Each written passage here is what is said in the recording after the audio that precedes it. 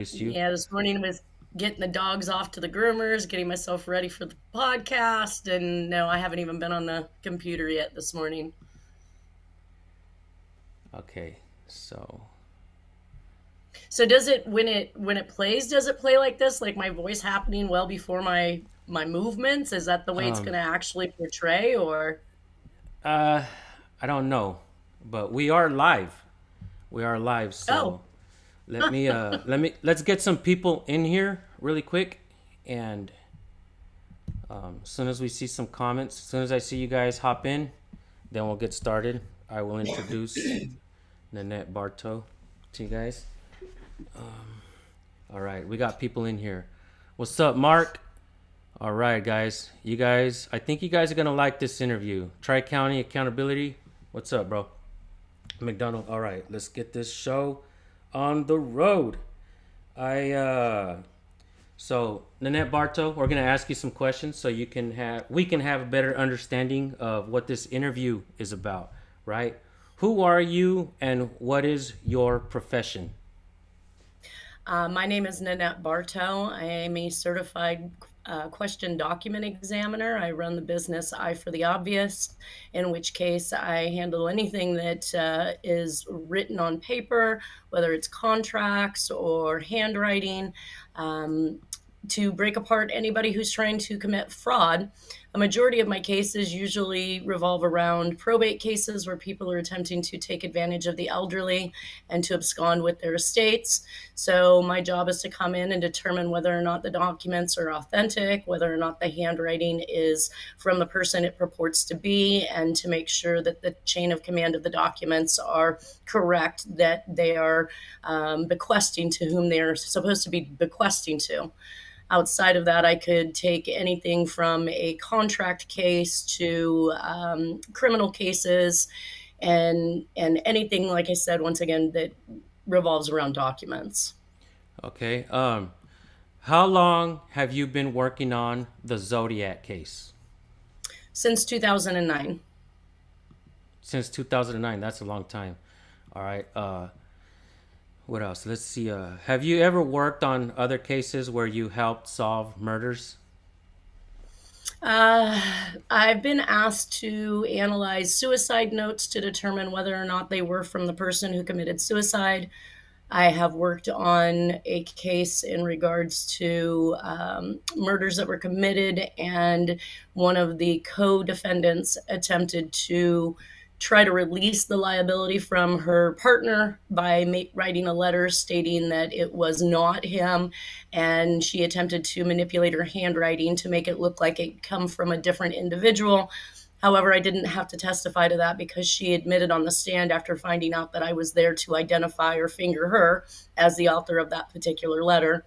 And then currently, I'm in the middle of a case where a man has been in prison for more than 30 years on a murder he did not commit.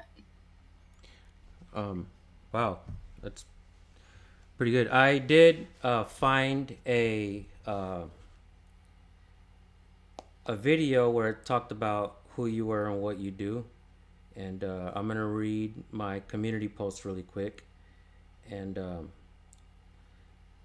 so here's her background. She's a court qualified forensic document examiner that began her career in 2007 and has examined over 410 document examination cases involving over 7,500 documents. She's an expert witness. Her vast range of expertise includes disputed documents or forgery of signatures, including wills, checks, contracts, deeds, account ledgers, medical records, and signature verification and authentication. And people can actually hire you if they need your expertise, right?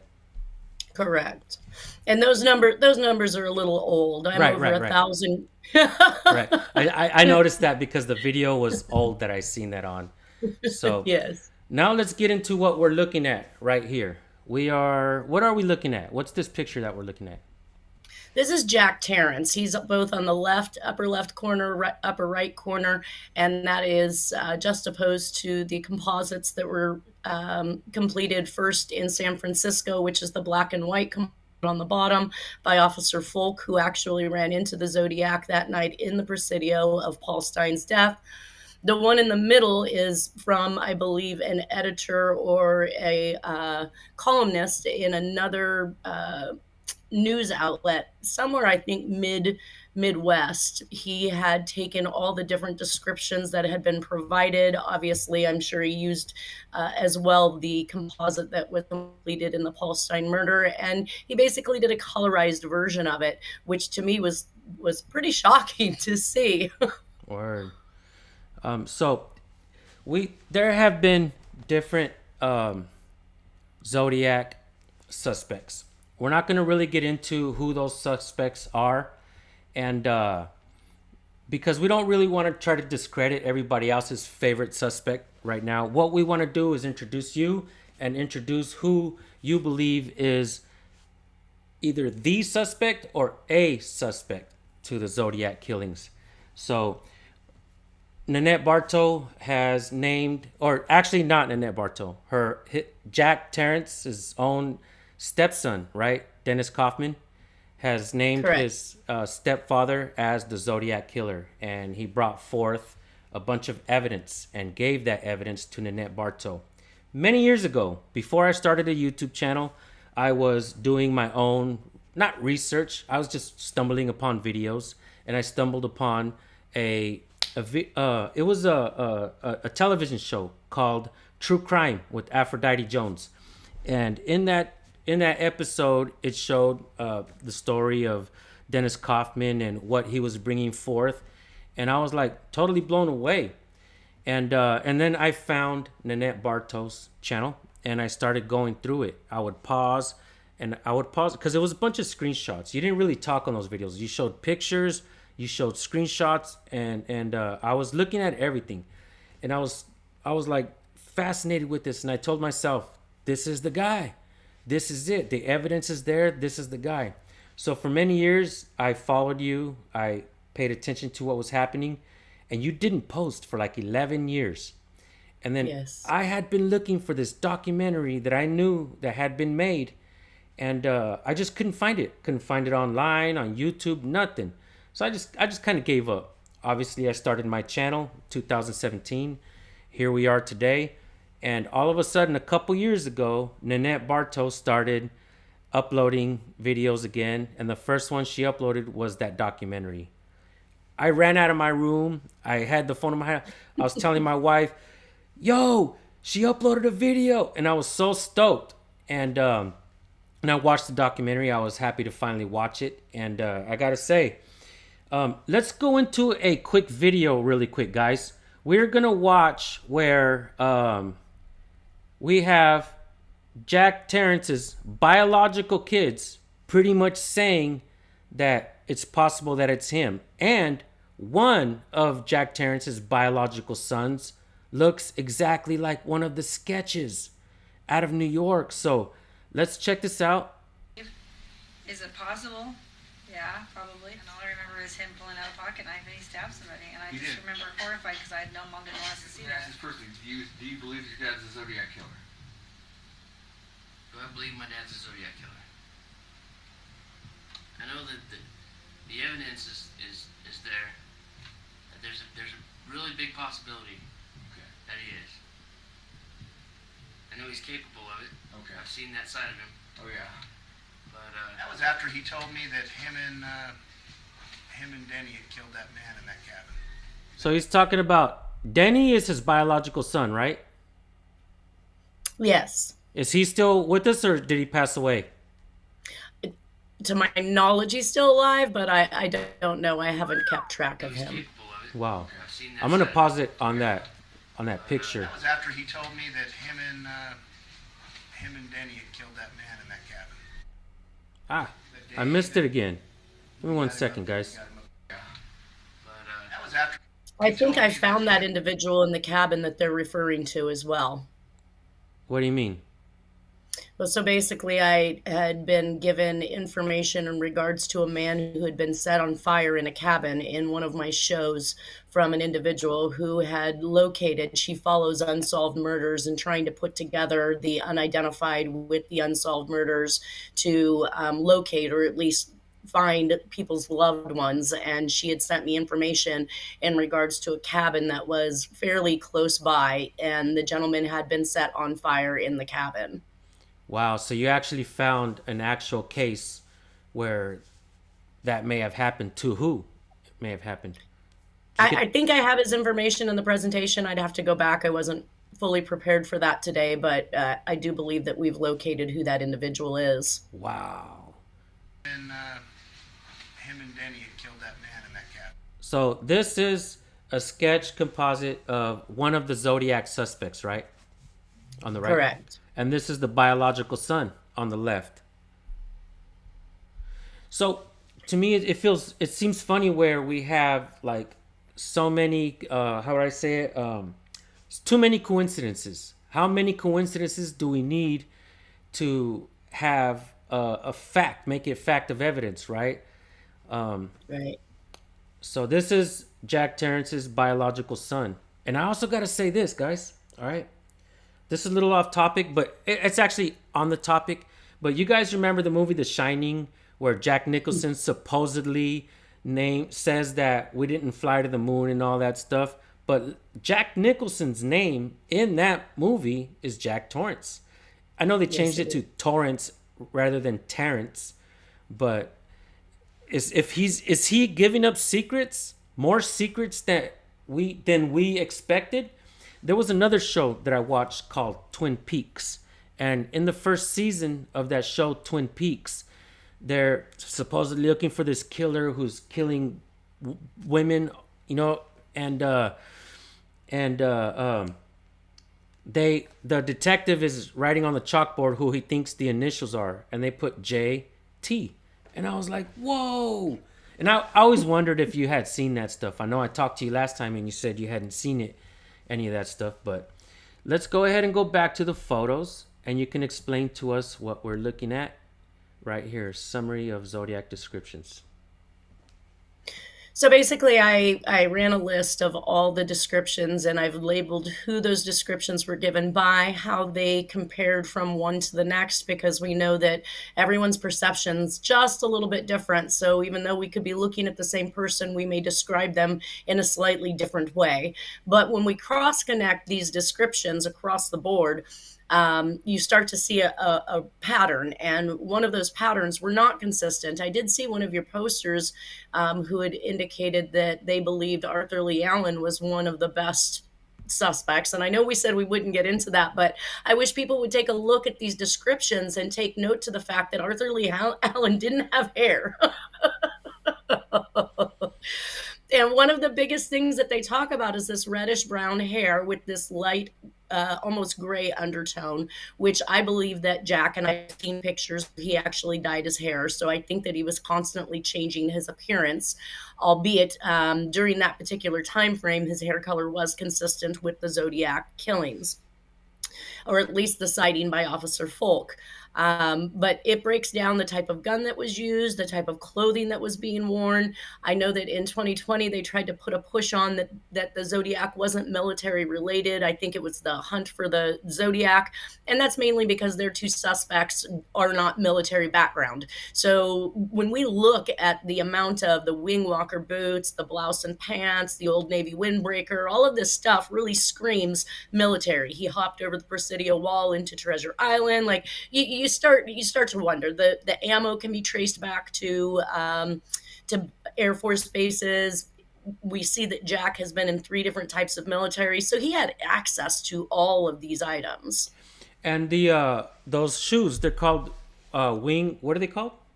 Wing walkers. Wing walkers. So in the Lake Berryessa case, they found a footprint, and they said that it was the wing walkers, right? And I believe that they've also found it in the San Diego area in a couple murders that were down there on the beach as well. They found exactly the same style of shoe that was used. And so you can't buy the wing walkers off in public. You have to get them from back in the day, right? They had to be given to you where you work at. Well, yes, and you could have been a civilian on the base that was working that had access to them. We did take note. Jack was a sergeant in the Air Force. He was a tech supply sergeant, so he had access to all kinds of supplies. Word. Is there anything that you want to point out from the summary of the Zodiac descriptions right here? Anything? Because so what we're trying to do, we're not, look, I know you guys have a suspect. We don't want you guys to throw that suspect away yet. What we want you guys to do is look at the evidence. We have evidence here, and we're going to look at some of this stuff. And like I said, I have been watching Nanette Bartow for a long time, and I believe, in my opinion, I believe that Jack was definitely involved. And I believe that he was probably not the only one involved. He had to have help. So, is there anything that you want to point out here before we move over to the next slide? Not really, because this is the evidence that's collected in the FOIA files. This is the evidence that the witnesses involved in these particular instances had reported. So it doesn't really label out Jack as much as it labels out all of the evidence against the suspects in these various cases that I discuss and how they cross connect or at least are consistent with a single person. Okay. And here we have, this is another picture of Jack over here where he worked at. And he's had a lot of different jobs, and you've been able to tie and find out where he's worked, where he lived throughout his life, many years throughout his life. And you were able to pinpoint murders that happened in the area that could have been done by him. And that was totally mind-blowing as I was watching it as you go, you know, next to his composite sketches. Yeah, it's a dead ringer when you think about it. I mean, of all the suspects that I've seen that they've attempted to state was a possibility for the Zodiac, I've not seen not one that had a similarity to the composite by any means. So this guy, Michael, I'm glad you're here because you have your favorite suspect. I've seen you leave that comment. Jack Terrence was a lean guy. Zodiac was robust. I'm going to show you. Let me see if you have. Do you have the blue Impala or one of the pictures up here where it shows Jack actually being a pretty big dude? Because I actually seen a picture of him recently and I think I screenshot it. Let me see. He was a big boy, especially when he began dating Nora Kaufman, Right. Jack or Dennis Kaufman's mother. I want to say he was probably about 240, 250, he had quite a belly on him that overhung his pants, as described by Brian Hartnell in the Lake Berryessa murders. And yes, that picture can be readily seen on my podcast where he's standing there with Nora, and you can see that he's a robust guy. He Watch. goes in and out. Again, his changing of his looks, the pictures that I have from one year to the next, he can drop. There we go. There's your robust guy. I'm telling you guys, don't discredit him immediately. Don't, you know what I'm saying? No. Like we got evidence. We're presenting to you evidence here, and that's what we're trying to do. We want you That guys picture to was 19. I'm ahead. sorry, that picture was 1971. A 1971. year or so after. Yes.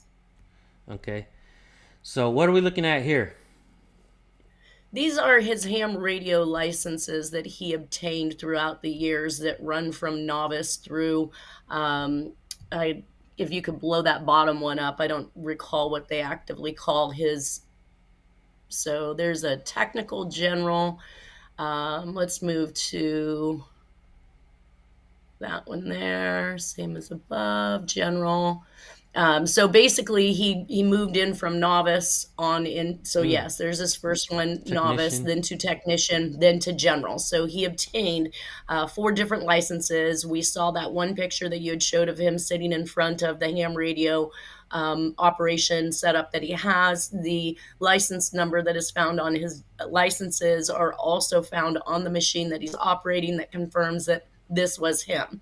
And ham radio operators were astute in things like codes and ciphers and communications.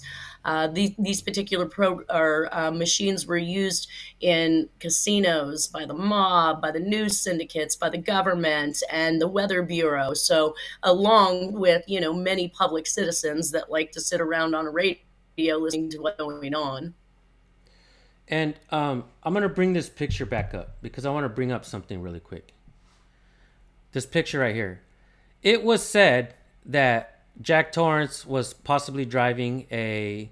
Let me read what you put. Zodiac was seen in a nice blue two-door Chevy Impala at Lake Berryessa the day of the attack. Here's a photo from 1971 taken at Stevens Creek of Jack with his ice blue two-door Chevy Impala. You guys see right there? Let me zoom in. That's as far as it zooms in, but you guys can see the Impala right here behind Jack and Nora. All right, there it is there. And he's also been said to have a white... The Zodiac was supposedly had seen in a white Impala as well, right? If I'm not mistaken. I think he put in the... And I believe that was cited at Lake Berryessa, or I'm sorry, Lake Herman Road. I'm not exactly sure if they were just vehicles that were seen in the area versus somebody actively having seen somebody sitting inside of them. But yes, we know that Jack was also in possession of a white Impala. And there's the photo there. There's the white Impala there. A white Chevy Impala was and seen... Go ahead.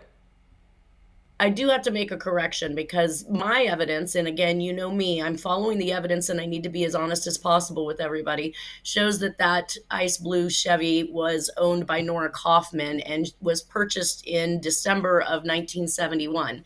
Though I don't know, I mean, it could obviously, these are the things that I think law enforcement should be investigating when these items come up, because to track the ownership of that particular vehicle, that could have been owned by Jack's biological son, Denny, who was driving it that day at the Lake Berryessa site. And then when he went back to Vietnam, because we know he pulled 2 tours in Vietnam, he could have sold that to Nora. It also could have been a car that was owned by Jack or another family member that was then sold to Nora. So we don't really know where that blue Chevy came in. I just know that once I tracked the VIN number and the registration, that it showed that it was in possession of Nora as of December of 1971. Word. Wow. And more evidence. There's Jack. What are we looking at here? This is him in front of his ham radio operation. Looks pretty, I mean, it's pretty legit technology for somebody back in the days who's a nobody or, a gas station worker. I mean, I want to say that at the time of the Zodiac murders, some 68, end of 68 and 69, his ex-wife stated that he was a tow truck driver in the Nyack area where the remains of Donna Lass was found. So, somebody who's just a tow truck driver or maybe a gas station attendant during this time frame, that's a pretty elaborate setup for that. Wow. And where do you think he could have learned the codes to, let's say, if he wrote the cipher, where could he have learned all of that? He was stationed in Atsugi, Japan in 53, 54. So we know that the airmen's jobs in Atsugi was to man the radios, try to break communications, to send communications. So I believe that was likely, if not before that, that was likely when, I have a feeling that he knew it well before that, when he was in World War II. But I think that he became very astute in it in the 50s when he was in Japan. Word. There's a picture that I want to bring up. And I know we're going back and forth, back and forth, back and forth. Nanette's, her investigation and all the evidence that she has is massive. So we're going to be kind of going back and forth. What I want to do is try to present her to you guys. I want you guys to know who she is. And what I'm trying to do is offer you guys compelling evidence or things that can tie Jack to being a possible suspect of the Zodiac. So we're going to send another picture, bring it up here. And there was a box. There was stuff that Dennis found of Jack's. There was a box What was inside that box? Gosh, that was one of the most interesting boxes, I think, for random items I'd ever seen. There were pre-length cut cords, similar to what had been used in many of the crimes that I discuss. There were the 4 earrings that you're showing now, which there was only one of each of them, which seemed to be rather random to be inside this box. There was a dried out pilot pen, which the pilot pen I have identified as the likely pen used by the Zodiac on many of the communications, like the Melvin Belli letter.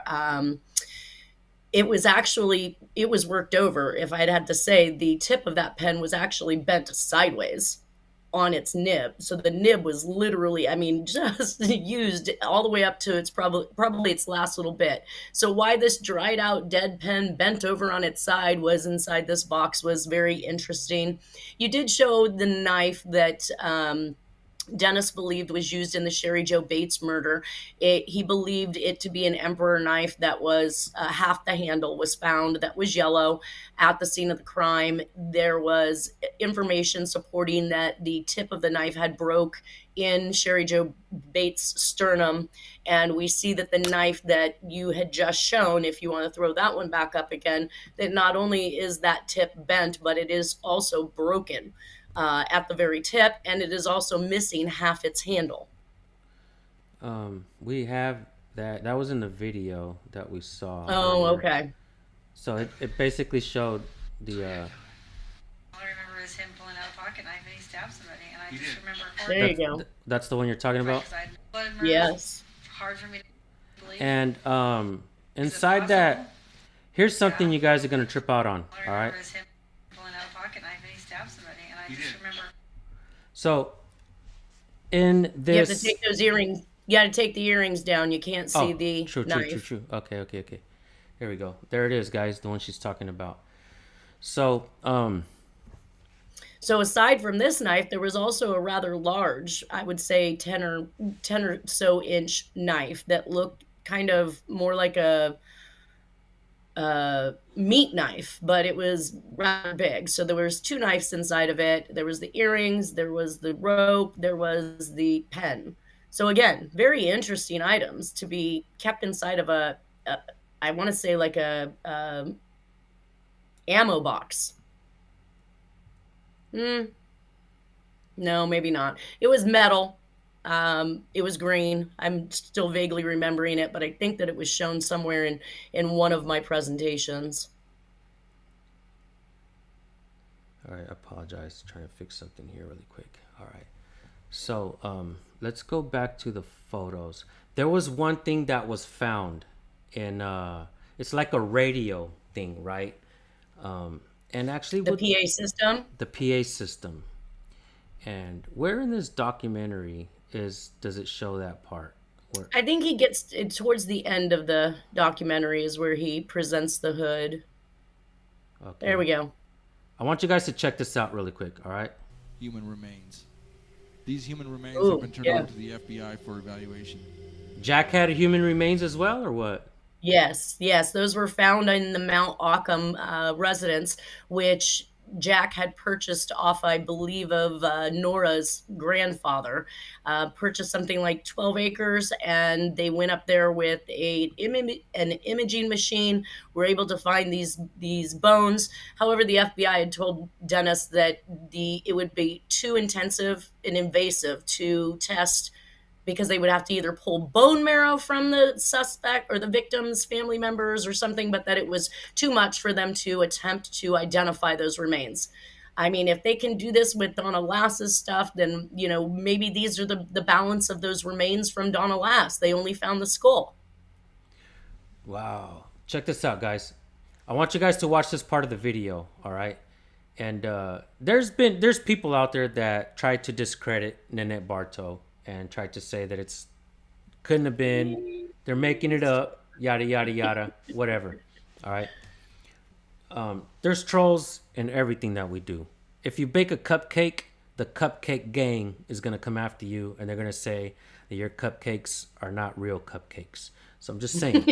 So you gotta have some thick skin when you're in this shit. All right. So we're gonna watch this part of the video, and I want you guys to check this out. Sometime around 1990, Jack asked me about this old piece of equipment. He made the comment to me that if I ever get rid of it, that he wanted it. Well, at the time, I didn't give it much thought. Several years later, in 2005, he asked me about this same piece of equipment. And once again, I didn't give it much thought at the time. A few years later, in 2008, I was going through my things, and I ran across this thing that he'd been asking about, this PA head. Well, I was surprised that I still had it because we'd been through a couple wrecks, and it was just amazing that I had it still. I decided to open it, but I had no idea what I was about to see.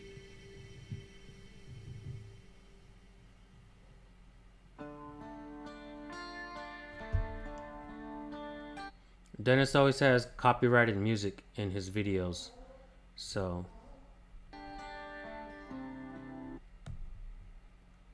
we'll watch him so you guys can see exactly what it is.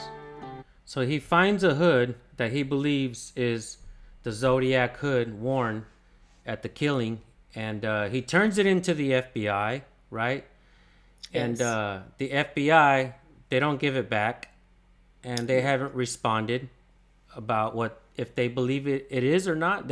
Have they ever responded? Have they ever said it was not? No, they have not said that it was not. And I want everybody to realize something. Even when Dennis came to me in 2009, I was unaware of this hood, even though it had been turned over to the FBI in 2008. I made it extremely clear to Dennis that if I was going to do the handwriting examination, I was not going to look at his evidence that he had against his father before doing so. I didn't need to be biased. I didn't need to see the composites. I didn't need to read his website. He really heavily argued against me not wanting to do this. He really wanted me to see this evidence as if that was going to somehow make the handwriting exam better, in which case I didn't until after I had made the identification of the handwriting. Then I proceeded to look at all the evidence that Dennis had. I did eventually find out that the hood had been turned over, and he said it was 2008. And the reason why he hadn't spoken to me about it at that particular point in time is because it was in the hands of the FBI. They stated that they did not find any DNA, which I find that hard to believe. I mean, this thing was handmade by somebody, and now maybe sitting all those years in storage sheds and in the heat and things like that, that DNA could have been compromised, and maybe back then that wasn't something they could have tested for. What I did find out from the FBI is that the stitching of the actual Zodiac symbol on it was not white as it's portrayed in the news. It was of a yellow color, and we can definitely see that this is a golden yellow thread, and it was consistent. That the juke fiber that the material was made out of was predating the Zodiac murders. So we have to think about a couple things there. Dennis, if he had made this hood, and that's what people have claimed. If he had made this hood, why would he have made it with yellow string if, in fact, it was being portrayed as it having been white? How would he have had access or found a material that predates the 1968-69 murders when it's now 2005 when he locates this in the PA system? So you have to take these serious questions and ponder the logic behind this. They also, on my last podcast or a couple back, Harriet had mentioned that the FBI had told Dennis that the fibers on this particular hood were consistent with the fibers that were found on the door of the Carmagia at the Lake Berryessa site. So those things in tandem are probably why they've kept this hood and have not returned it, even though they haven't really accessed a source of DNA. But I would have to believe that there would be, unless it had gotten washed, there would have to be blood on it. There would have to be sweat on it if it was literally taken off after that crime, because it was such a bloody crime. Yeah, to me, when I seen this, I was like, damn, man, that's like evidence after evidence after evidence after evidence. I'm like, fuck, how can you deny it? How can you deny that he was pictures, news articles, and handwriting, the most important, right? So look, these are two pictures of Jack on the left, and these are two composites of Jack, of the Zodiac Killer, on the right. And let's just zoom in. Does this guy look like this guy, right? What about this guy? Does this guy look like this guy? I say, Oh. hell yeah.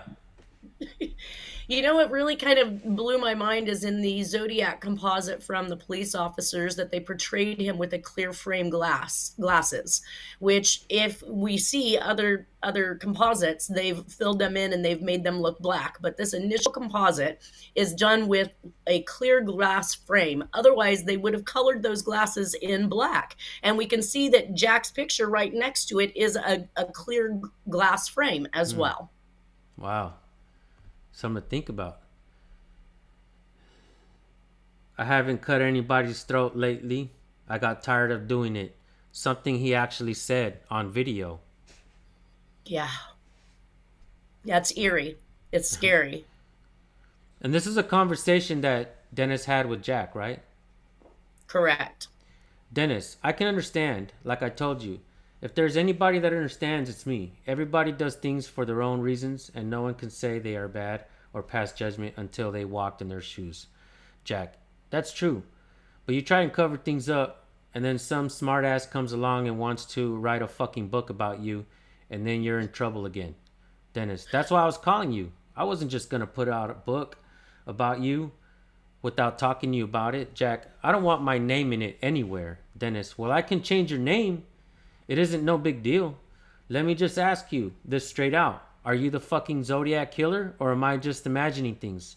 Jack, well, let me see. What time is it? Dennis, well, you don't have anything to worry about because there have been 2,500 suspects, including Arthur Lee Allen and everybody else, right? And if someone tried to say they knew who the Zodiac was, they would lock them up in a nut house. So it don't matter what is said because no one would fucking believe it anyways. If I wrote a book and said I think my father was a Zodiac, no one would believe it. That's the same shit that happened with Maury Terry. Nobody believed him. Right? Yeah, and Jack says, why would you put that I think in there? This is such a high profile case. It was on television the other night and it was the #1 unsolved crime in history. Jack, do you still have your car? If you do, take a run out. Dennis, I think I will do that. I would like to come out and talk with you. Second conversation a few weeks later. Jack, most of the things I am recalling, they are really not interested in prosecution. They just assume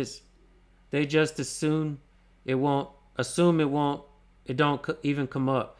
But if they do, it exists, then it's a law. They have to have a prosecution. The things I'm talking about, they would rather it just stayed out of their sight because most of it is years ago. Dennis, I guess it made them look so bad that they would rather just forget about it.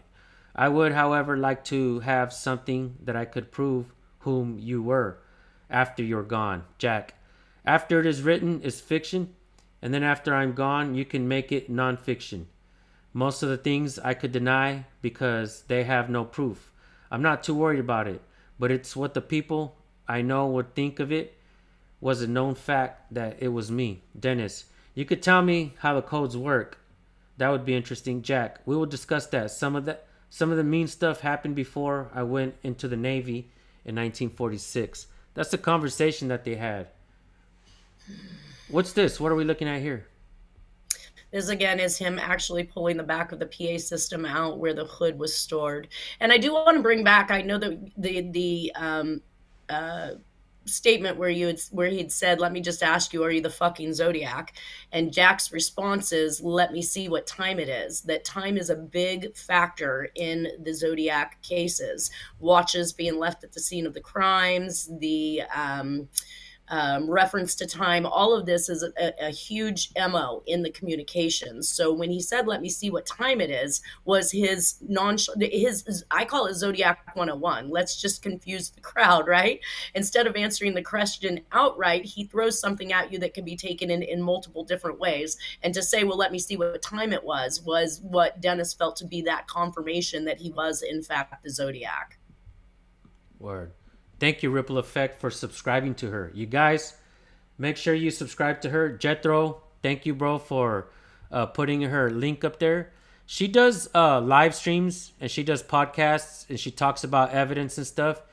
And I would like to see you guys go up there and subscribe to her. What's up, Auditing Erie County? Good to see you here, man. We have an important interview. We're interviewing Nanette Bartow. She has been following this case, and she is a handwriting analyst. So what we're looking at here is a drawing from Jack Terrence, right? Correct. And this is the actual zodiac sign that they would use. And so he Actually, drew this. his was closer with the crosshairs actually running through the symbol itself. But what this was Jack's his hypnosis symbol. So Dennis said that he would dangle a penny on a string over the top of this particular design. And depending on which way it turned, when Jack asked himself a question, would depend on whether or not he would get what answers. So a yes, a no, I don't know, or I don't want to know were the responses that the penny were supposed to give him. So Sassy Kisses just said, it won't let me sub for some reason. That happens a lot with my channel, with other channels as well. And I Try again. Try and try again, yeah. Try and try again. Keep trying, guys. Keep trying to subscribe. You can also find me at www.findingthezodiacradio.com, which is the website that's set up by my producer of the podcast, where all episodes are there in order. And you can subscribe that way as well if you're having problems with YouTube. Yeah, I've been having issues. YouTube won't even let me subscribe to my own son's channel for about 3 years now. Ridiculous. It won't let me subscribe to Susan Bassey. I'll subscribe and then I'll refresh it and then I'm unsubbed again.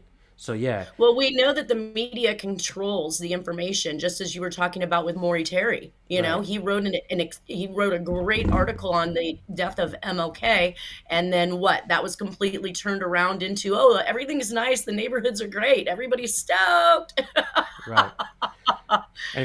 And if you guys don't know, I'm not really highlighting the comments where you guys are joking around with each other. You know, I'm trying to keep this a serious podcast, a serious interview. I think you guys should try to pay attention to what she's saying. I think a lot of the evidence is there. You guys can go back to playing in the schoolyard afterwards. You guys try to pay attention. Come on, guys. Y'all bigger than that. Frank Pants, it's all your fucking fault. Behave. Behave, bro. All right. Let's get back to it. What are we looking at here? This is the pen that was found in that box that the earrings, the pre-cut cord was found in, and the knives were found in. And this pen was ultimately turned over to the FBI. I do believe that it could still be ink tested to be consistent if they still had their hands on the original letters. I know we're back and forth between whether or not any original letters exist. It just absolutely blows my mind if they don't. I know that as of 2003, 2005, Tom Voigt actually put up colored scans of these letters. So we know they existed at least up to that point where he was able to have access, scan them in color, and portray them on his own website. So where have they gone since he had his hands on them or was able to obtain these color scans? They can do ink testing to verify that the ink from this particular pen is consistent with the ink on that paper or not. Along with the paper itself being an Eaton Bond paper, we know that Dennis turned over Eaton Bond paper from Jack's shed to the Sacramento Sheriff's Department, and he has a receipt, which I sent you a picture of, for him having turned that paper over. And then, of course, when he went back to the Sac Sheriff's asking for that paper, again, that was purportedly missing. Excuse me. And so how many ciphers were there in total? Oh, I don't know that I have an exact number on that. In fact, I'm about to speak about a communication. I was not aware a cipher was involved, but the FOIA files from the FBI absolutely show that there was a cipher that was involved. So we know that the notorious 408 was solved by the Hardens.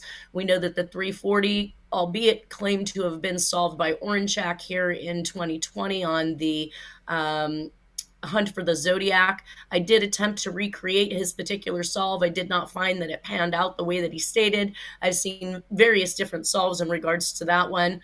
Let's see. We know that there was one in an Albany, New York communication. We know that, well, now I'm seeing that there was possibly one sent with the little list letter, which was a 3-page poem by the Zodiac Killer, which I want to investigate and see if anybody has any information on that one. There are little ones here or there, but the bottom line is we're starting to see that there's actually communications inside of communications. So whereas the lipstick killing, which is something I talk about as early as 1945, when Jack says most of the nasty stuff I did before going into the Navy, that dates back to 1945 when he went into the Navy. We saw a message on the wall written in lipstick when anagrammed out using absolutely every single letter without issues, creates a message stating that he's responsible for it and names his entire name, Jack Terrence, in the message. So when we think about ciphers and codes, I believe that the FBI is correct. I didn't know this in the beginning. They stated that there was that he was predicting his upcoming murders. But I couldn't figure out how that was possible in some of these communications, because he wasn't, aside from saying I might take 9 or 10, he was literally predicting these murders if you could anagram the message out to a secondary message. So I think that there were more codes and ciphers within the actual message itself, not just the ones that were created with symbols. Word. And there's still a couple that have not been solved, right?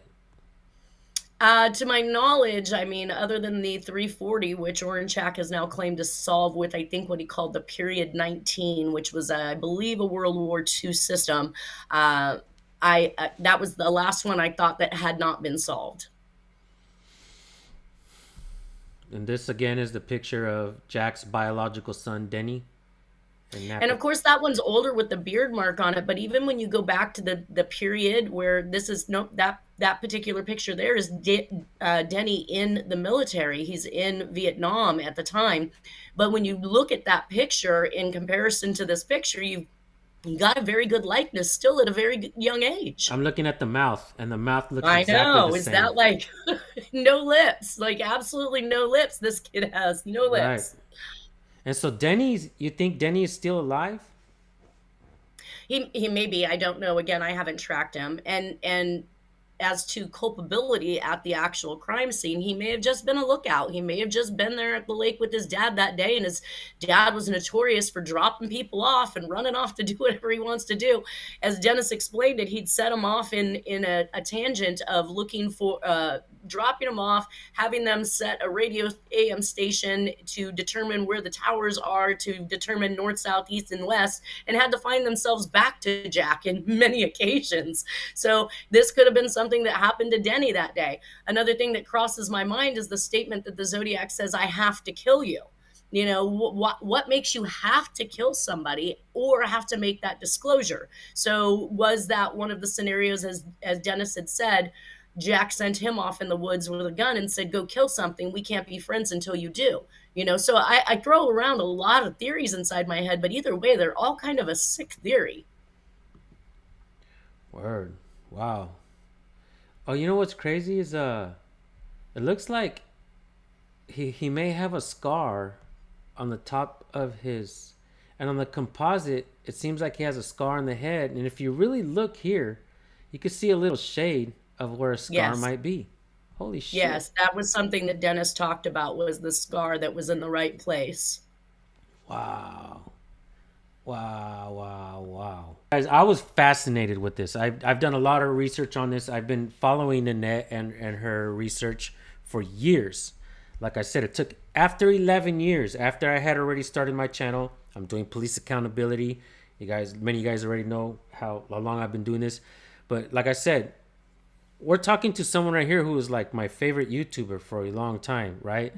And I was totally blown away. And it's just an honor to speak to you. I gotta say, you know, Thank you. it's an honor to speak to you, and I believe in your work. I believe in your work. It's an honor to be on your show. I appreciate that people are paying attention and that there are people interested enough to want to see a resolve in these cases. And I'm sure that there are still family members that are very much alive out there, still wondering what has happened to their family. Right. United States of Disorder says those details are super relevant. Great investigating. Exactly. Thank you, guys. That's what we're trying to do here, is just look at the evidence. I do not want to try to disqualify your favorite suspect just yet. Because who knows? Maybe your favorite suspect is possibly involved as well. Maybe your Yes. suspect is as relevant as this suspect, or maybe this suspect is as relevant or credible as your suspect. That's what I'm saying. I think it's a bigger picture here. And if you look at the documentary Sons of Sam, you will see that David Berkowitz was not the only one. He was not the But he only was one. the patsy. He was And the there's patsy. always a patsy involved in these to keep the cops busy looking at somebody. So I think there's sufficient evidence to suggest that Arthur Lee Allen has some type of culpability in this. I don't think that it was actually murdering people. I think he might have been the person who flew the plane. Let's discuss that for a second. Jack saw Arthur Lee Allen come up on a news report stating that he was a suspect as the Zodiac, and Jack's response to the family was, "I know that nice man. He gave me a ride home from Lake Berryessa." So, and at this particular point in time, he was also taking flying lessons with somebody he had indicated, one of his friends. And we know that Arthur Lee Allen was a pilot and he flew. And maybe he's the one that was responsible for flying some of these people around. I'm not going to say that Arthur Lee Allen is completely out. I think there is a small bit, I mean, a very small bit. This man died with a letter in his hand proclaiming he wasn't the Zodiac. That is not Zodiac 101. Zodiac 101, that would have contained a blast out all day long. Ha ha, you guys never got me. I died before you could. It would have been the most boastful statement had he been the Zodiac ever, based on what I know about the communications and the linguistics of the Zodiac killer. So people also have to put that into context, that this man died screaming, "I am not the Zodiac killer." Word. All right, what are we looking at here? This is another conversation between Jack and Dennis that I found interesting. Well, after this, we read this a little bit, right? Okay, Yeah, we read that earlier. probably. Jack working on his teleprinter, 1962. All right, so the teletype printer is something that's used by the AP, by UP, by casinos, by newspapers, by the government. It is the fastest way. It was probably the earliest version of a fax machine, if you will. This type of paper was found to have been used in the confession letter of Sherry Jo Bates. Now we see Jack working on it in 1962, and Sherry Jo Bates was killed in 1966. So you got to think about who had access. Somebody's not going to walk into a paper store and pick up a roll of teletype printer paper just to create a communication when you readily have freestanding pieces of paper probably all over the place. So this was probably somebody who was likely already in possession of this particular type of paper, and we can see Jack actively working on this machine. This also goes back again to the fact that he has technology that most Americans wouldn't even have had access or even known about. That's right. And after seeing all the evidence that you presented in the past, and I got more pictures that I screenshotted, folks. And what are we looking at here? Enlisted record? This is Jack. Yes, this is Jack's military records on fish. I actually have a right thumbprint that does have the deltas in the center. It has good ridge detail. I thought it should be compared. I made an attempt with Napa Sheriff's Department after I had once delivered the presentation to them. They would not allow me to actually give them the presentation, which I found a little shocking. They had recently been given grant money by the government to open cold cases, but they indicated after accepting an interview with us, me bringing in the presentation and spending my time waiting for them to come in, telling us that this wasn't a case they wanted to reopen because they didn't feel that they had enough evidence, as I sat there with a handwriting examination to provide them. I had literally 2 years ago had taken a 40-hour fingerprint identification class, which actually happened at the Napa Sheriff's Department. In which case I met their head tech in fingerprinting, and her and I started discussing with the cold case detectives. Well, I was discussing with her, she discussed with them. They wouldn't actually even give us access to any of the fingerprint cards from the case, which I thought was astonishing. We're willing to do the work. We're willing to look at and compare these fingerprints to see if there's any comparable match between Jack's military record. But the other side of this is also shows that he's an expert marksman. If you zoomed that in on the right-hand side about midway, you'll see that he was labeled Let's see. Yep, carbine M1 expert at 180 yards, I believe that says. Damn. Yeah. So the Swindles murders down south, the murders where they're long range shooting that's occurring. Jack is completely capable of all this. Not to mention he was an avid hunter, small and large game. I have pictures of him actually skinning these animals, which means he knows how to quarter cut and do all of the things I'm saying that he could do with just about anybody's body. Wow. What is this? Sheriff's Department, That Sacramento County. That is the receipt for the Eaton bond paper that was turned over to the sheriff's department. I know that it was a carbon copy, so it's a little harder to read, but if you want to read that section in the middle there that they printed, they actually allude to it being Eaton bond paper. Eaton. I can barely read it. I know. You still have all of this evidence? Well, I have scans. I took scans of all of the evidence. So I wonder if you try to scan it again, if it will come out the same. Who has all of this? I'm sure it's probably better on my end. I can read it on my end, but Okay. once I transmit it, any type of picture over the internet or otherwise, it becomes truncated and you try to blow it up and the images are not of quality. But I know that on my end, in my particular version of it, I can definitely read that. And it's Dennis Kaufman turning that information over to the sheriff's department. Wow. So the sheriff's department, they pretty much have everything now? Or almost everything? Well, so much comes up missing, you want to touch back and they're, oh, well, we don't have it, we don't know what happened to it.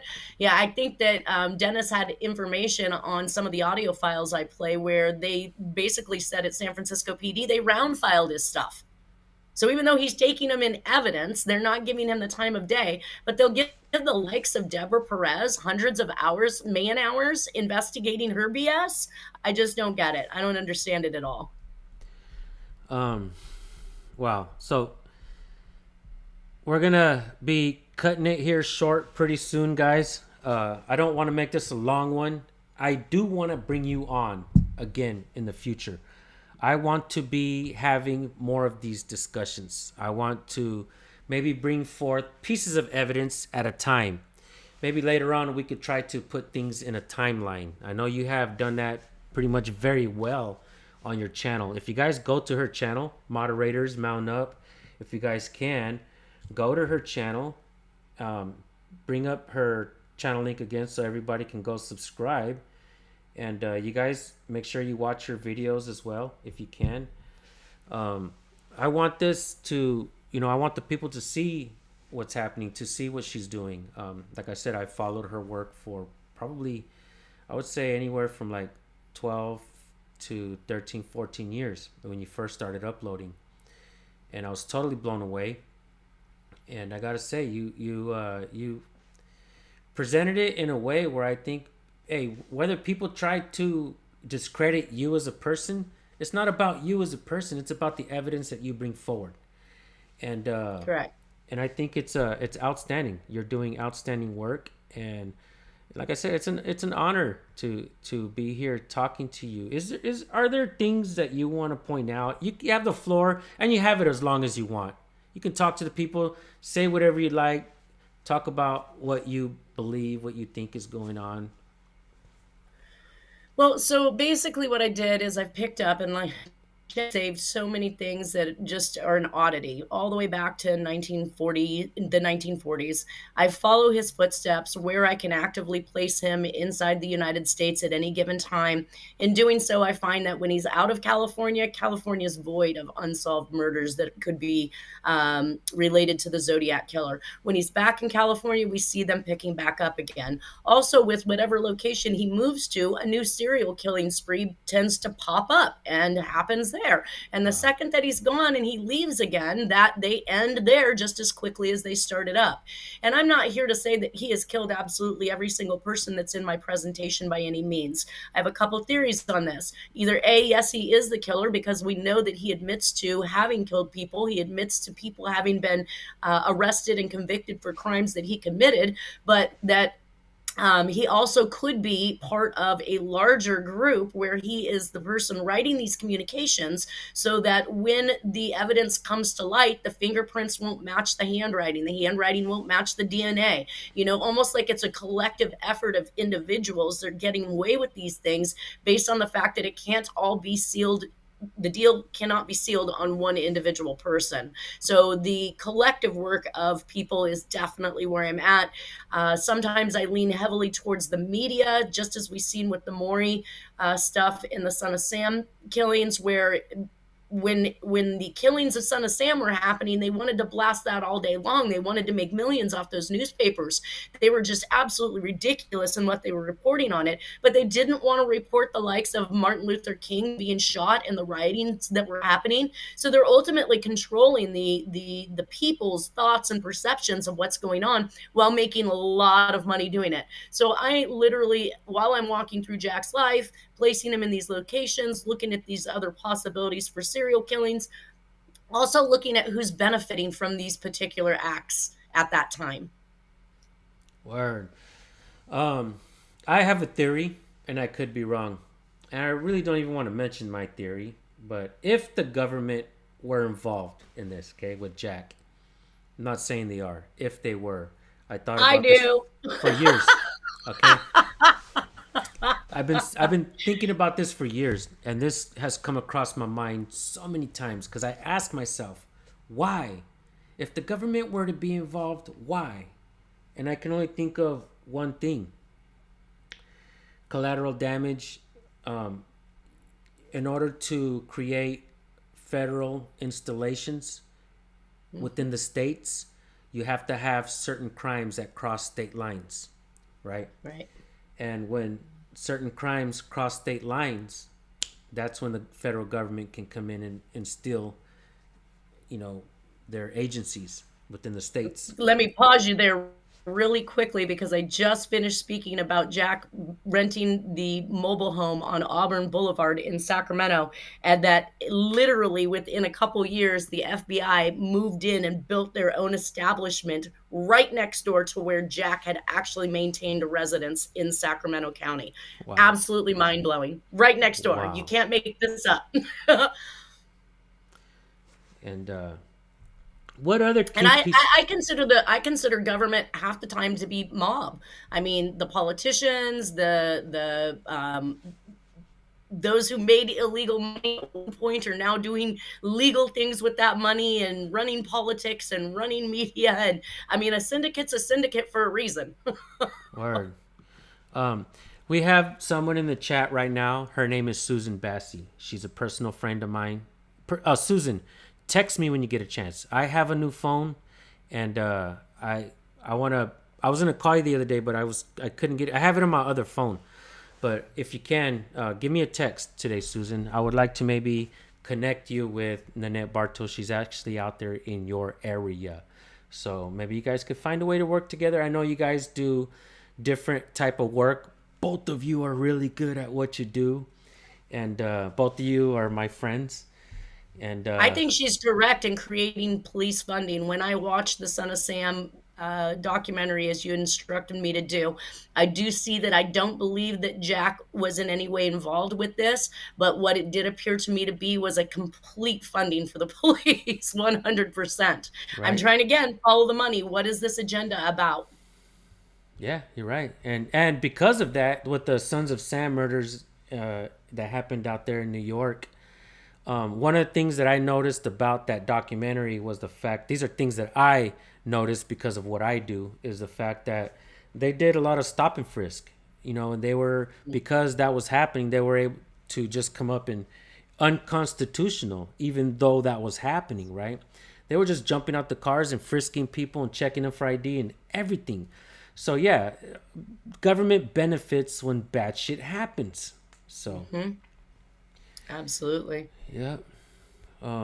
It reminds me of the Golden State Killer with Joseph D'Angelo. I watched the That's press right, he was a release cop. on that, and I was blown away that what we were listening to was not the evidence that they had against this man, but the pontifications of the law enforcement that was involved at the time that couldn't solve the case, and that now it's being solved by DNA. And the ultimate push at the end of that was, please give more money for DNA. I was like, oh, there it is. All right, now we see what's going on. And it happened. They did that release on National DNA Day. What? Wow, that's crazy, man. You guys, moderators, mount up if you guys can. Drop her link again. Oh shit, Patriot Knight was hidden. We can't hide Patriot Knight. He's a friend of mine.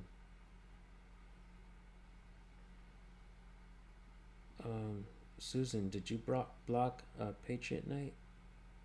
Get you back on there. Unhide. Did you piss off Susan Bassey? Susan Bassey was with the arrest. She's like, she come in swinging, wham, wham. Did who piss her off?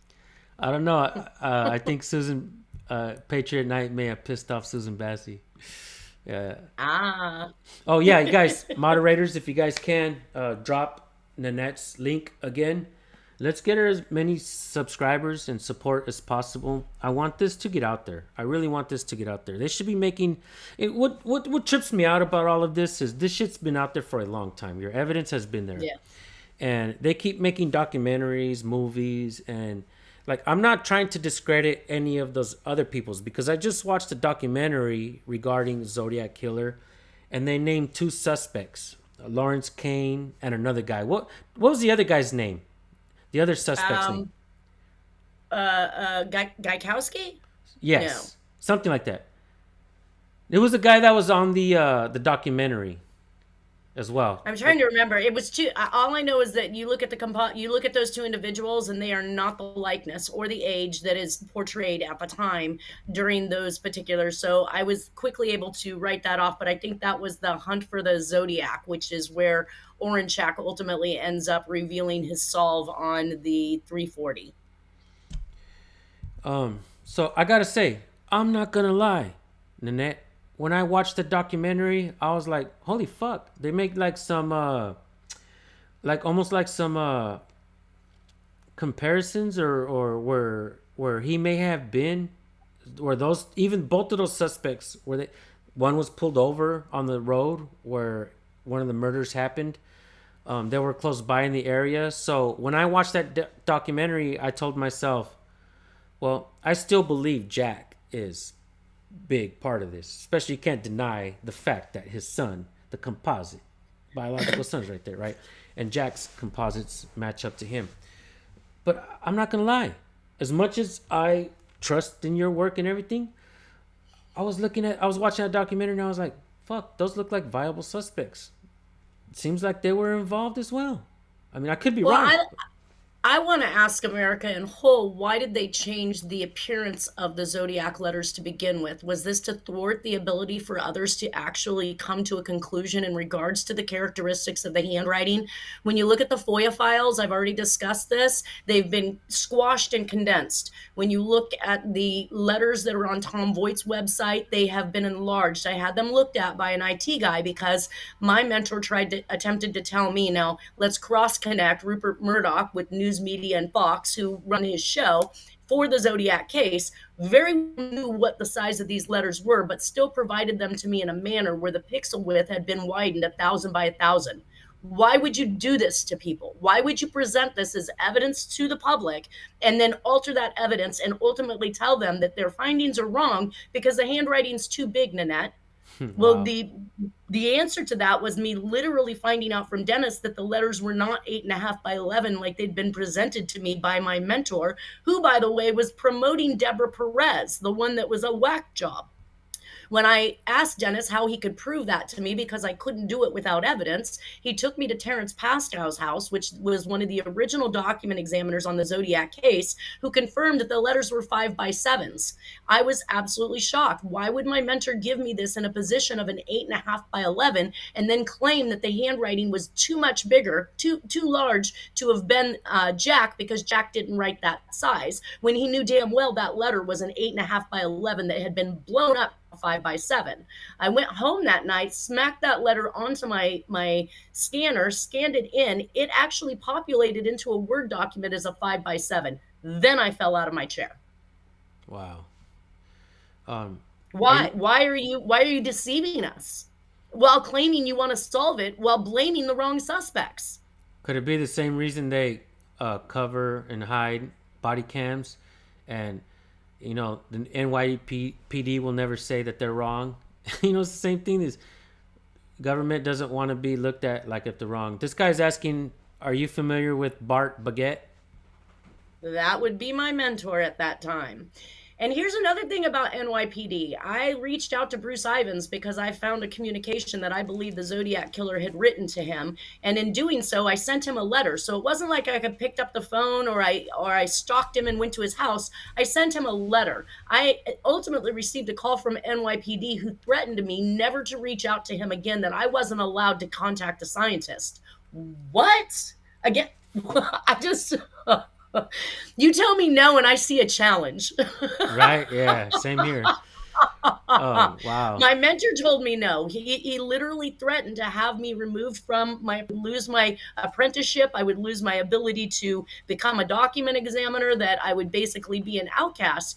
And in a phone call a week later, I'm receiving from him, he says, you're okay actually to release your opinion in regards to this, because Dennis Kaufman couldn't afford to pay me.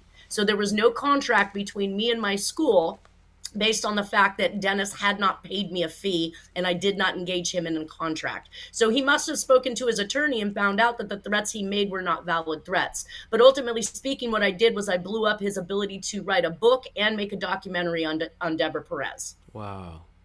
This is one comment that I think is hella annoying. Ted Cruz is the Zodiac.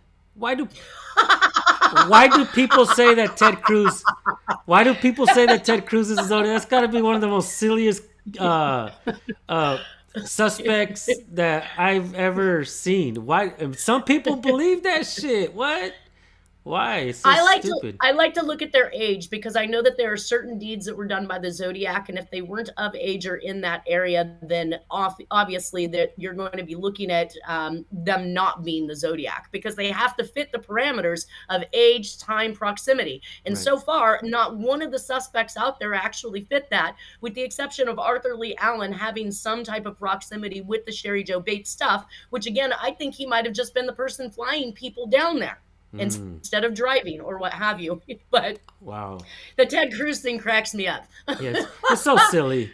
It's so silly. Media. I get Media annoyed. at its finest. Media at its finest. Yeah. I'm acquainted with Bart, says Michael Trethaway. So Hi, Michael.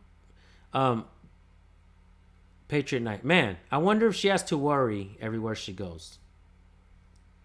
I get asked that question a lot, whether or not I see the red dot on my forehead, but I look at it this way: doesn't things go viral once that celebrity dies? Right? Would people literally not start looking into everything I'm saying and everything I'm doing and continue my research if they just up and suicided me? Yeah. You know, let's just say I'm not scared, and if that's the way I was meant to go, telling the truth, then that's just what it is. I was meant to go telling the truth. Word. I like that. Great answer. Evidence speaks truth. Yeah. Yes.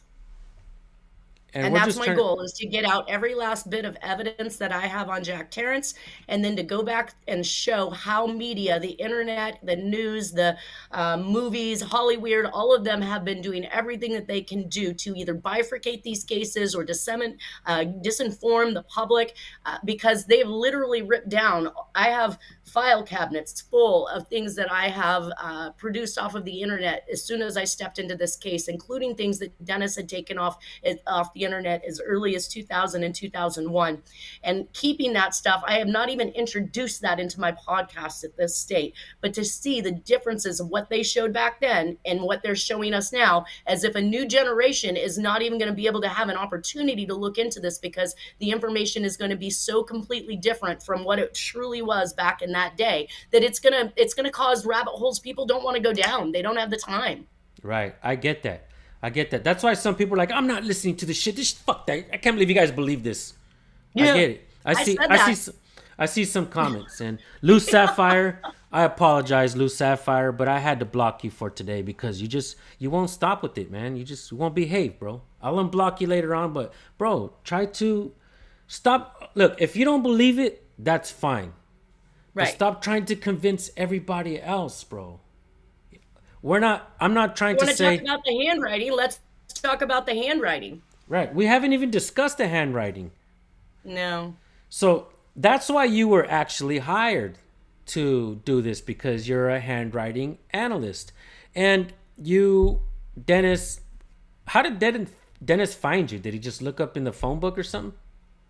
Probably on the internet, and I know that he wasn't aware that I was mentoring underneath Bart Baggett at the time, and he already had a filthy taste in his mouth about Bart, but I was still new with Bart and didn't really see exactly who and what that whole thing was about at the time. I didn't realize until a few months into the investigation that I had been given altered letters. And so when he came to me again, he was in the hospital at the time for a diabetic issue, and he didn't have any money. So Bart had instructed me to take it on for entertainment value, a good learning lesson, if you will. Well, I'll be damned. I haven't been paid a dime for what I've done. I put over $30,000 out on my podcast in order to get this information out without asking for a single return. I've had simply a couple people that I know personally who have helped to sponsor a time or two in that podcast. But literally, I've not made a dime off of this. This is not me out here seeking to be a celebrity or me seeking some type of fame or fortune. I'm out here to get the information out and figure out why we're not investigating Jack Terrence. I'm going to go back to your comment. What about Earl Van Best Jr. and the Mikado? So we can actually tie Jack to the Mikado, right? Yes. Jack actually was in Japan on 2 occasions. And of course, it had been played back here in the United States while he was in the military. The Earl Van Best Jr., in case you guys haven't been caught up on that one, the handwriting examination that was completed by, I think, Mike Waxall out of Hawaii. This is laughable at best. He compared to the priest's handwriting on the marriage certificate. So if anybody knows about getting married, you don't fill out the certificate. The certificate is filled out by the officiating person who's actually doing the wedding or the marriage. So the handwriting that they're claiming to be Earl Van Best turns out not even to be Earl Van Best's handwriting. So that was one of the bigger jokes as far as suspects were concerned. Hopefully he made some money on that book before it got squashed, but Earl Van Best is also not your suspect. Okay. I'm going to read Michael's comment. I like this. And thank you, Michael. I really do appreciate this.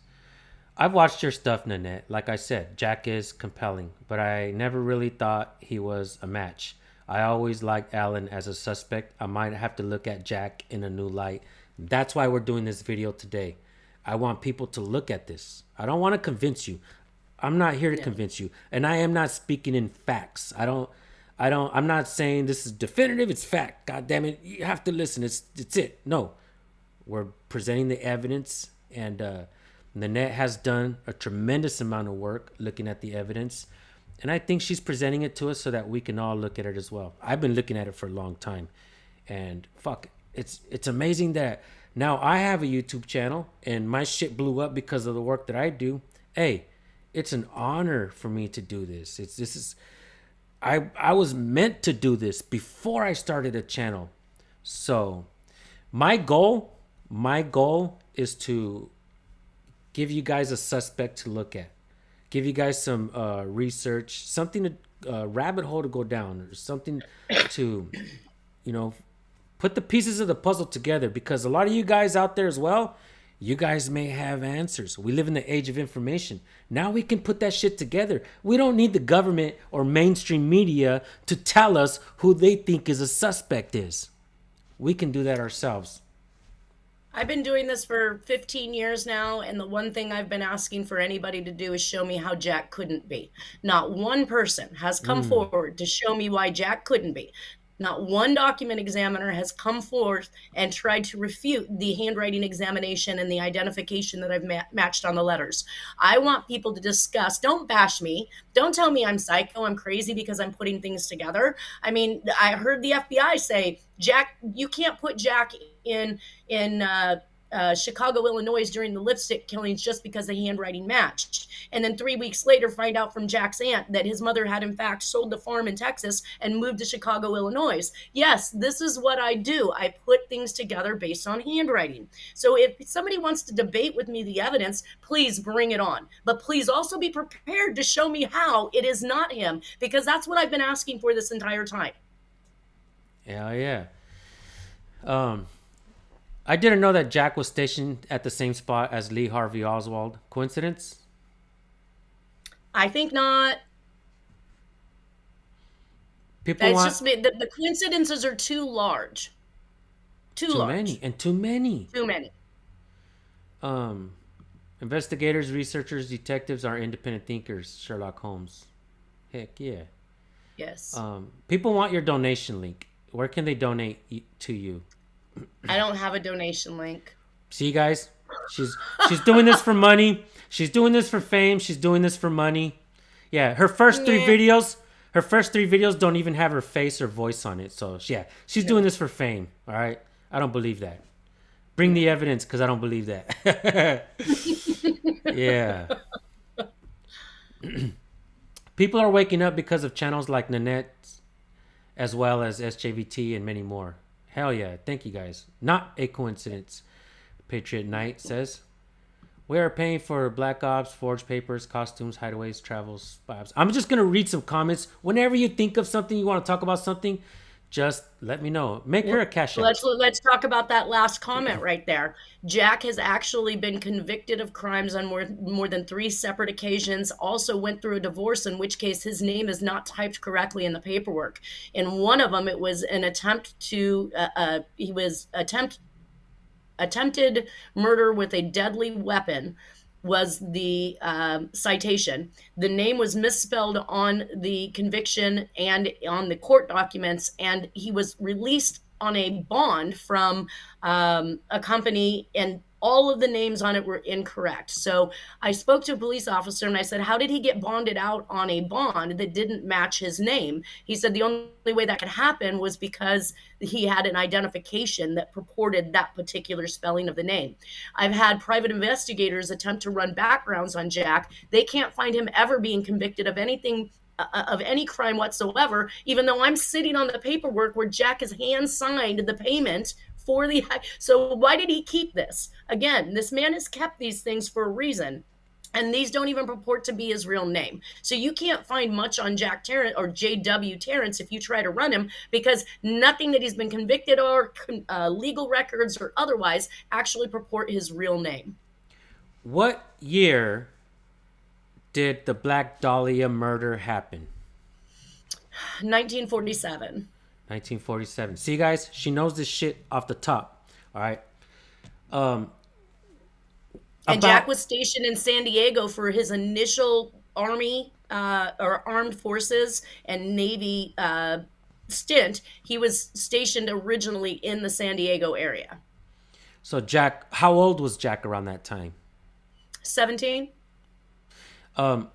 There was a newspaper article regarding the Black Dahlia murder, and in that newspaper article, a witness, a friend of the Black Dahlia, or the woman, said that she got in a car with the guy that had Jack W. tattooed on his forearm.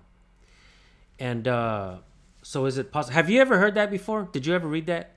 I did hear that. Yes. I may have learned Along that from with you. a small red heart that I did not definitely seen a picture, but Dennis indicated that Jack had the small red heart and and I again don't know about the initials because I've not seen any pictures that support or show those tattoos. So that it's possible that Jack could have actually been. And so there was some pictures, a roll of film that was developed, and in one of those pictures, it showed like a possible picture of a dead woman with their mouth being cut, right? That's what it looks like to me. Now I'm being told that, oh, we can. The FBI looked at it and said, I don't see anything here. I was like, come on. We definitely see something. And these particular negatives, Dennis and I took to the LAPD in regards to the Black Dahlia case. We sat and met with Mitzi Roberts, who was the new cold case detective over the Black Dahlia. Her captain also sat in. I mean, this man was chomping at the bit. He might as well have been drooling while I was explaining the handwriting. But then later she was told, do not look at this case. Do not reopen this case. Do not spend any time on this case. And the reality is that we gave her these negatives, and she returned every negative except for the two that we believed had Black Dahlia's face on it. Wow.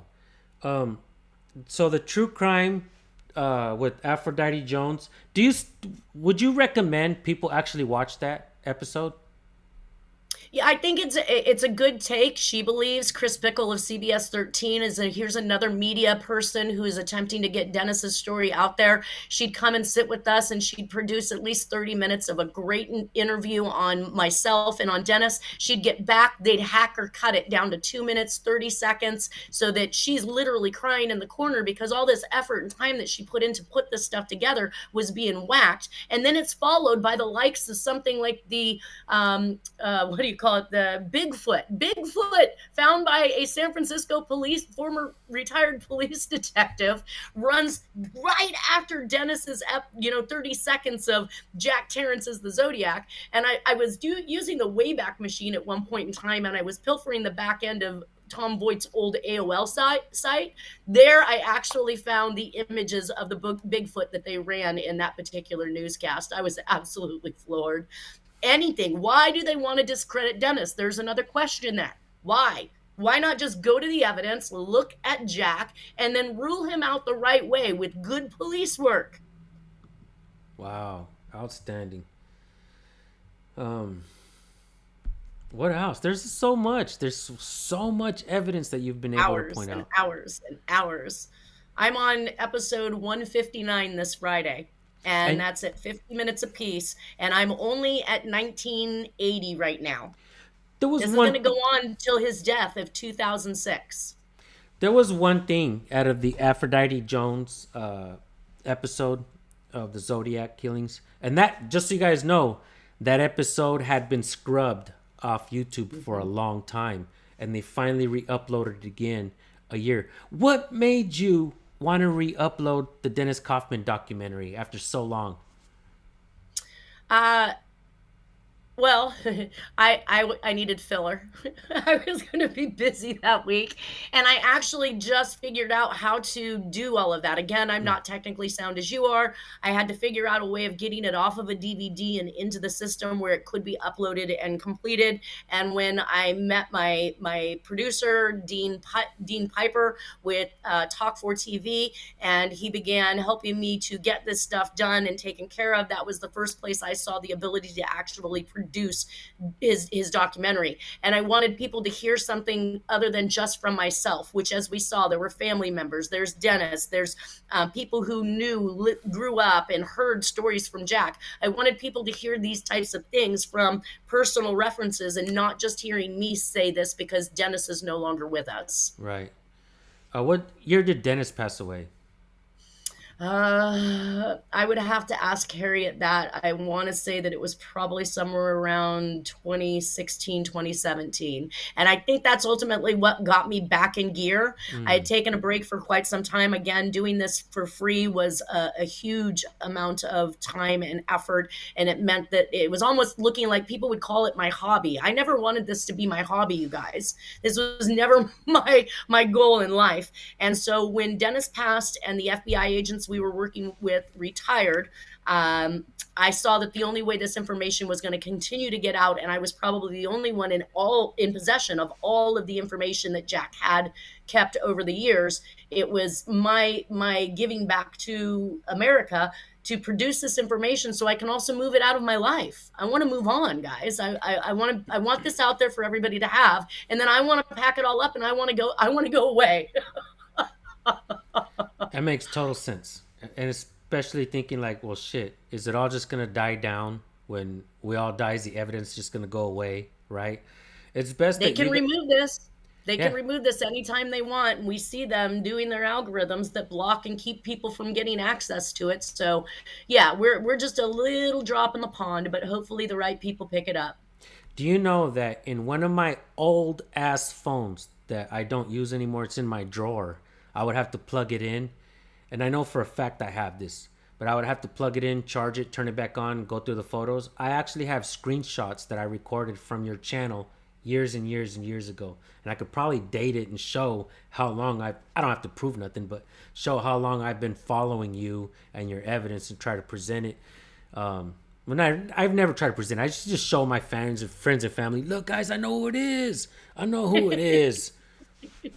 Like, I you're have crazy, kept every bro. single one of this. I've kept every single one of my cell phones all the way back to my Palm Treo and my BlackBerry Storm, because there are important text messages from law enforcement agencies, from the FBI, messages that were left, things that I can't get anymore, and I couldn't transfer that from that phone to a new phone. Would you like to, sell us back your phone?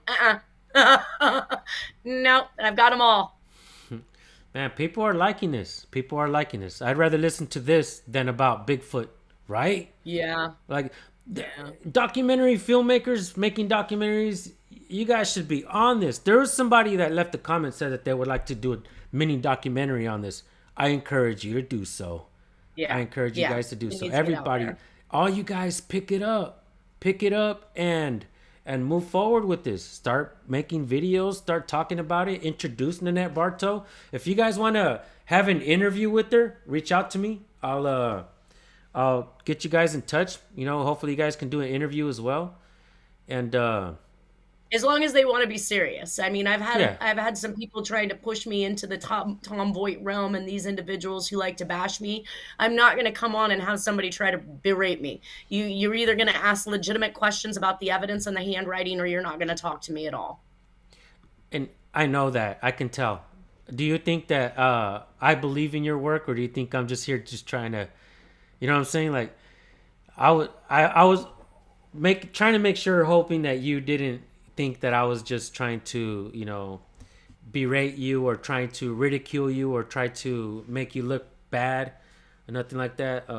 Because We like I said- we talked enough that I didn't feel that. And again, you asked me for the evidence, and you only asked for 10 pieces, which was very complicated to do in the scope of what I have on Jack. But the fact that you're portraying that and allowing us to discuss about that evidence, that's exactly what I'm looking for people to do. That's what I want. And you could tell me, nope, I mean, we look at the bottom composites there of Jack, and we see that drooping eye on both sides, which is just absolutely amazing. If you want to argue the degree in which that droop occurs, and it's not exactly similar, like, that's fine. But let's at least stay on topic with the evidence. Right. And that's a very rare forehead that he's got. I mean, Yes. a very rare kind of a hairline. I mean, it's like spot on. I know. Spot on. That newest picture that I saw, or that I sent you, that we showed earlier, which shows that widow's peak pretty nicely, of, I want to say, the right era anyways, where Jack's kids are, well, he had him in 52, so they would have put him in the 60s era, but he's had that hairline for pretty much all of his life, as far as I can tell. Yeah. There was one thing that I read, and I think it's about Jack. Is it possible that he had maybe killed his neighbor when he was younger? Or is this a different story? There was a story in which, I guess, an individual had owed Jack's father. Well, I don't know if Jack did it, or maybe I'm thinking of what Jack watched his father do, which was shoot a man over a liquor bottle during the time of Prohibition and owing him some money. And I guess at the time, liquor bottles were far more priceless than even money was, if you were talking in the drug and criminal world, because that's how you made your next batch and sold your next batch. So it's basically, if you buy this liquor off of me, your onus is to return that bottle so that I can make more. But I don't know. I know that Jack watched his father get crushed by a tractor. He walked off and didn't tell a soul that his father was trapped underneath that tractor. And that's because Jack had received, I guess, weekly beatings. His dad was a long haul trucker, just as Jack's biological son, Denny, was. So when Jack's father would return on Saturday, his mother would fill Dad in on everything that Jack had done, and Jack would receive that nightly beating on Saturday, which is kind of one of the reasons why Dennis attributed many of the murders in the Zodiac cases to having happened on Saturday nights. When I'm thinking of what you just told me, I'm thinking it's a possibility he may have done it. Yeah. Because how are you gonna just see something happen and not say, unless you do it? If you're the one that does it, you might not want to say something, right? I think he literally had a hatred for his father that went deep into his gut, and that he wanted to ultimately become the man of that household and that ranch and start running it his way, the way he saw fit. And you got to remember, he might have only been 12, but I listened to my grandfather speak, and he at that age was hopping trains and going around to other farms and assisting with work for food and so forth with his brother. So these people were far more intelligent, and their abilities to get around, take chances, and move around the country were not like what we know today for today's children. There are more men at 12 than any 12-year-old will be today. For any doubters that are watching right now, and what we've presented to you is not enough. Is there anything else that you can possibly point out? More pieces of evidence? Another piece of evidence? Well, things like Dennis saying that Jack would use a pencil flashlight on top of his gun in order to create a sight was something that Dennis was very well aware of Jack having done. He was hunting. He was busted for poaching. Again, there's another conviction that is not under his own name, but I do have the paperwork on it.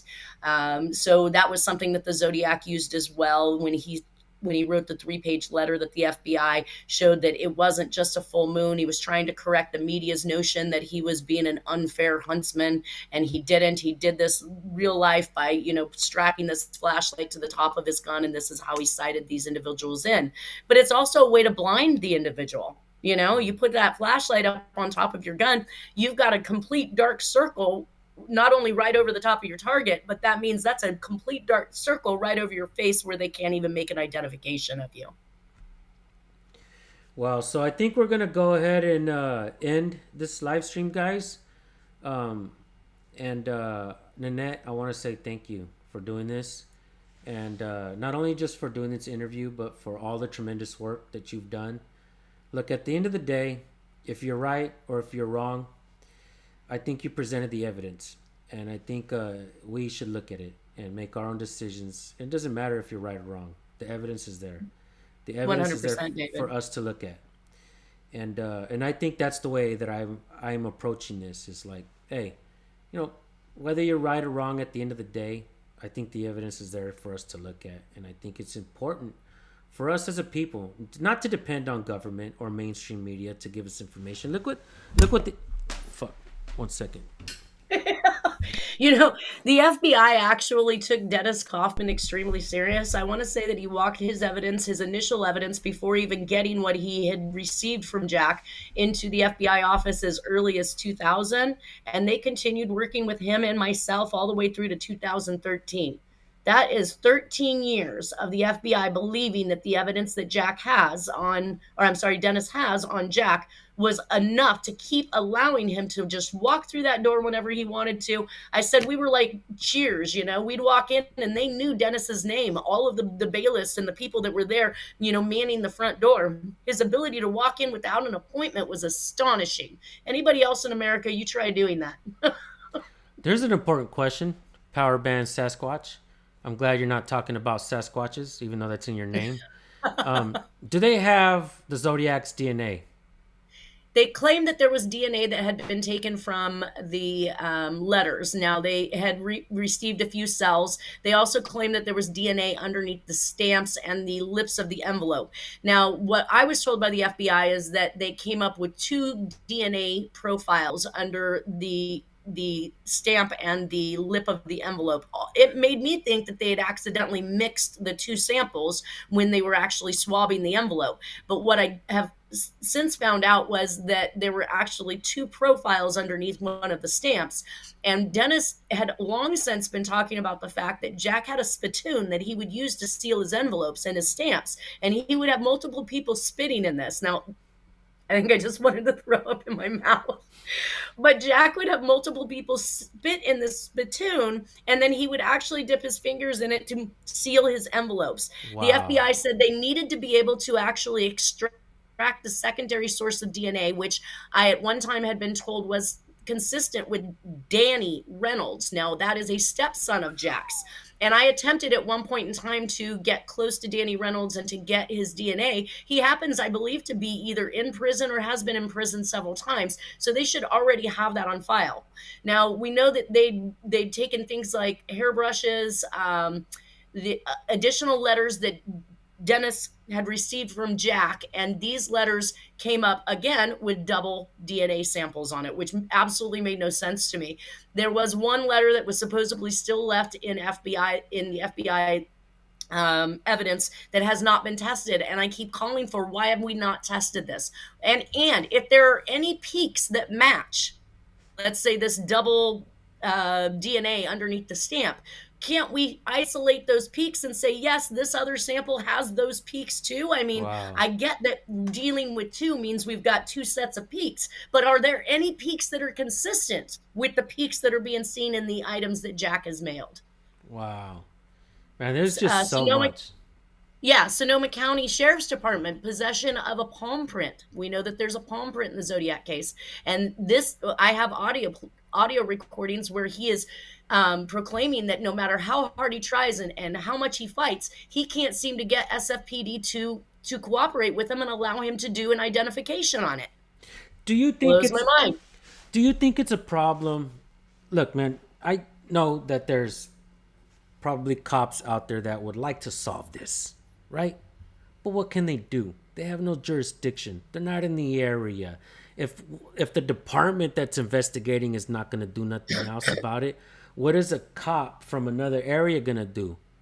So if a department says, nope, we're not looking into this, there's no other cop, no other detective that can investigate it. You have to be a private investigator, right? Well, I look at it this way. Dennis Kaufman's the one that broke this information up, and no cop's ever going to be able to take credit for that. So if that's their reasoning for not taking a serious look at Jack, well, then shame on them. This is not a pissing contest. We're looking for the truth. Word. Nanette And I needs to- do believe, Go ahead. sorry, I do believe, I just looked at one of your commenters about it being a cover up. I think that Jack, legitimately based on the Zodiac communications, was a Manchurian type candidate, that he was involved with MK Ultra. He talks about LSD and acid. He talks about brownouts. He talks about moments where it appears as though he's doing things while he's watching himself do it, rather than feeling himself in the act of actively doing it. So yes, there can be certainly, I think, people that are making sure that this doesn't come forth. We don't have those limits. Michael Trethewey, perfect comment. They can't get all the evidence, can't get to all the evidence. Whereas obviously they have evidence they hold on to, they won't give it up. So, other agencies, they can't go in there and get that evidence, right? But what evidence is out there now, we can all gather it. We can all try to put it together and try to come up with a decent conclusion. Look, I think Dennis's biggest mistake in his efforts to get the evidence out there was to bifurcate that evidence and to give it to selective agencies who then could say, oh, we lost it, or oh, we don't have it anymore. I can't find it. Instead of actively having given it, and I get it, he couldn't trust anybody. Everybody's giving him the runaround. Everybody's telling him, he's full of it. And even my own mentor trying to tell me that my mentor knew who Dennis Kaufman was. Now, that's an oddity in itself, but he's also part of what I call Hollywood. He's a consultant for Texas Walker Ranger. It was on 20 on 20. He was up in the midst of all of these very same people who were making money by making in movies and portraying the wrong suspect. So I get why Dennis was concerned that he couldn't seem to trust anybody, but in the act of bifurcating it, he pieced it out here, there, and everywhere instead of actively pulling it all together, and so that it could be established or researched by one entity. I agree. So you guys, I think we're gonna go ahead and end this. Nanette, I want to thank you so much, and I know You're we like could. that late night phone call where you keep trying to say goodbye, goodbye, goodbye, Yeah. goodbye. No, I can probably go on for hours and hours and hours. I know. This Me is what too. this is I gotta say, this is it's nice to actually be covering this because like I said, I was paying attention to this before I even started doing police accountability. So this is long overdue for me as well. Me too. I very much appreciate it, David. No doubt. Let's do this again soon. And, Absolutely. So you guys, moderators, Jethro, you're on top of it, Jethro. I truly appreciate you. You and Brandon got to be some of the best moderators out there. You guys are always dropping links. You guys go subscribe. Her channel link is in there. And where can the people watch when can the people watch your podcasts or your live streams? Live streams are Fridays at 10 a.m. Pacific Standard Time. You can find it at Talk4TV. You can find it on my YouTube channel. I guess after it airs, it goes on to the radio website, which I've already given the information for. If you have any information that you'd like to add, if there's any evidence you think that could help put these connections together, then you can send that to me at findingthezodiac@gmail.com. Cool. You guys have that. Findingthezodiac@gmail.com. Yes. Bam. Moderators, if you guys can really quick, put that up there. Thank you, moderators. Give me a I hope one. everybody has an awesome new year. Here's to 2025. I hope we see some changes. We are. I don't have fans here. We have supporters. All right. That's And awesome. The people that watch our work, they make things happen. And because of the videos that we present, we've actually had 6 different police chiefs, more than likely forced to resign because they hardly ever get fired, but forced to resign after being presented on the channel. So the people put the pressure on, and they make Good. calls. That's what we need. They make calls and stuff like that, and then they start to spread the information through the comment sections, through other channels. I believe, hopefully we get this out there, and we make Jack Terrence viable suspect, so everybody can Right. see who he is, and start throwing that into the equation. Stop making these documentaries without throwing Jack's name in there, please. Yeah. And Please. stop misleading people. Stop telling True. people that it's not military based or that the individual doesn't have military experience, because they are absolutely wrong. Word. At least stop lying to people, I agree. Government, you're known to do that. Stop it. And mainstream media too. Media. Stop. Yeah, 100%. All right. Nanette, You guys take care. Happy New Year, and thank you for having me, David. you're welcome. Thank you so much. I'll shoot you a text Bye. in a little bit. Bye. All right. Bye. Thank you, everybody. Thank you.